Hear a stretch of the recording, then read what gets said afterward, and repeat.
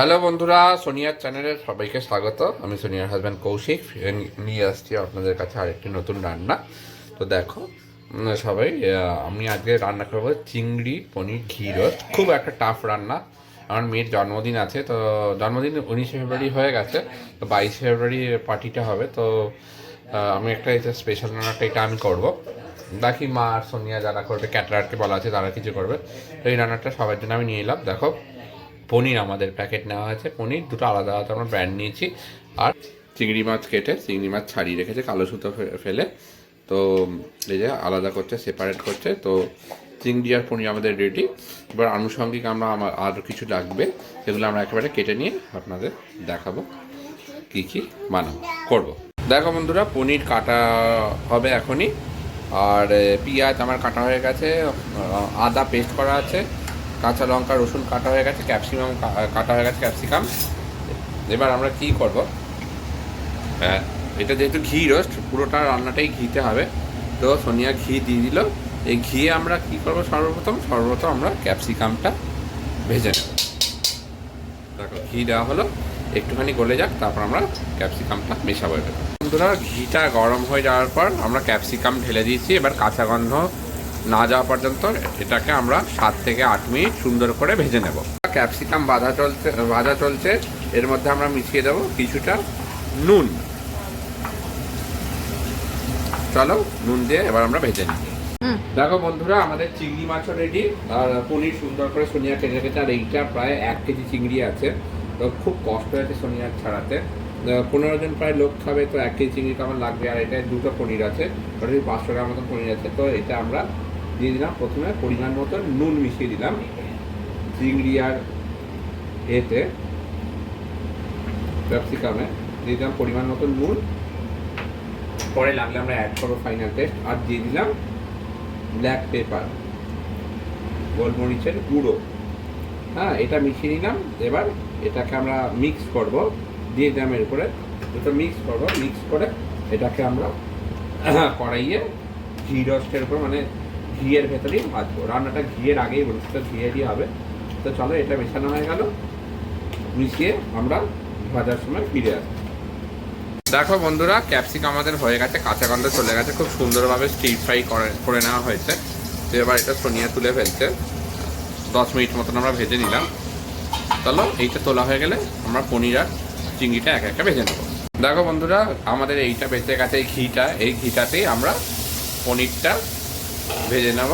এটা আমরা নুন আর গোলমরিচ দিয়ে ম্যারিনেশন করে রেখেছিলাম, আগেই দেখেছি। তো চলো, এটা ভেজে নিই।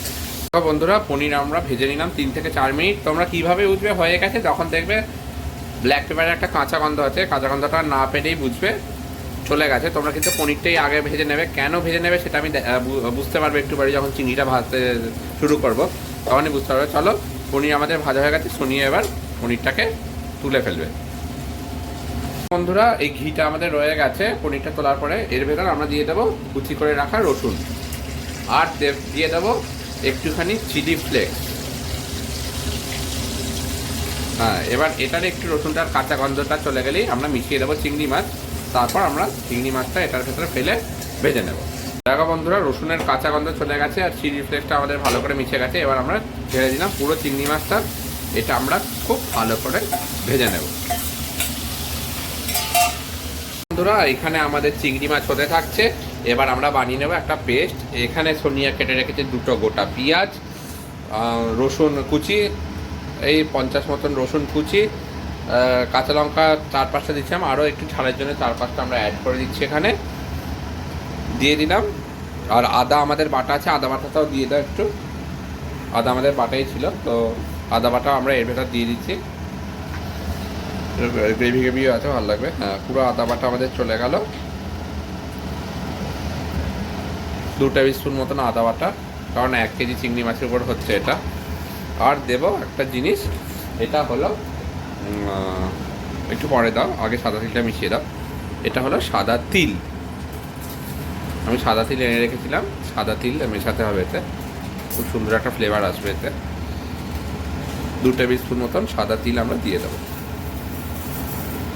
ব্যাস ব্যাস, চলো, এটাকে দিয়ে আমরা এবার একটা জল দিয়ে পেস্ট করে গ্রেভি বানিয়ে নেব।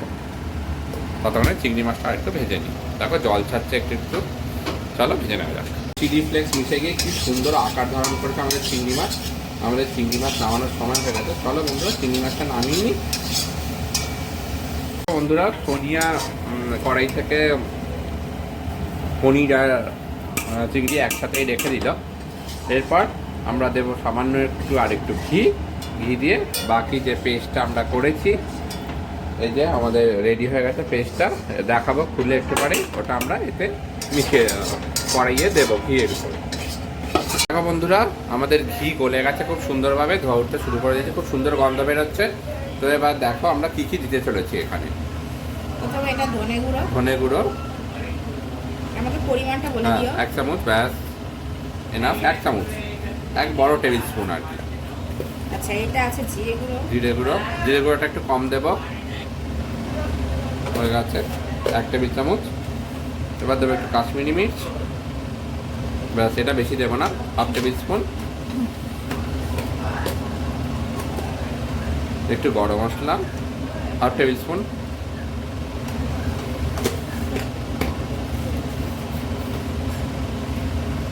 আর গোটা জিরে একটুখানি। চলো এটাকে আমরা সুন্দর করে মিক্স করে নিই। এবার খুব সুন্দরভাবে মিশিয়ে নিয়েছি মশলাগুলো। এবার আমরা দিয়ে দিলাম এখানে আমাদের এই ভেজে রাখা ক্যাপসিকামগুলো।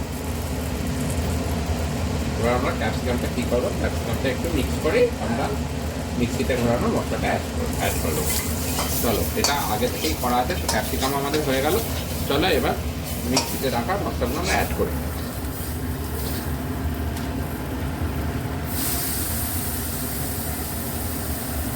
পেঁয়াজ খাওয়াবো, দেখো কি সুন্দর আদা, তিল, রসুন, পেঁয়াজ, আদা, কাঁচা লঙ্কা দিয়ে যে এটা করেছিলাম ওটা। এখানে একটু জল মিশিয়ে এবার এটাকে একটু আমরা পাতলা করব। আমরা জল মিশিয়ে একটু দিয়ে দিয়েছি, মনে রাখবে এটাই কিন্তু রসুন আছে, রসুনের কাঁচা গন্ধ মারাত্মক। তো আমরা এটা ভালোভাবে কষিয়ে নেব। একটুখানি আমাদের পনির আর এতে নুন দেওয়াই আছে, সো আমরা 1/2 টেবিল স্পুন নুন আর 1 টেবিল স্পুন চিনি আমরা দিয়ে দিলাম। চলো এবার এটাকে কাঁচা গন্ধটা চলে গেলেই আমরা ফিরে আসছি। বন্ধুরা এটা কিন্তু তোমরা কন্টিনিউয়াস 5 মিনিট ধরে নাড়তে থাকবে। তারপর সোনিয়া কি সুন্দর নাড়ছে, তাহলেই তোমাদের কাঁচা গন্ধটা যাবে।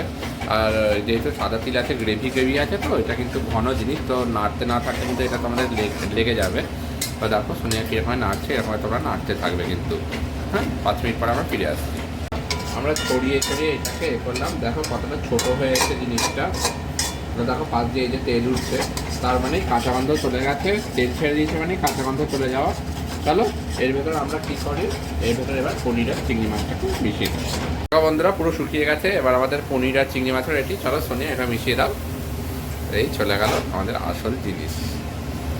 এটা আমরা মিশিয়ে দিলাম। এবার একটু মিক্স করে নিয়ে আমরা এতে ভেতরে অ্যাড করবো সামান্য একটু গরম জল। আমাদের পুরো মিক্স করে দিয়েছি আমরা। চলো এবার এই যে গরম জল রেডি, এই যে গরম জল আমরা মিক্স করে দিলাম।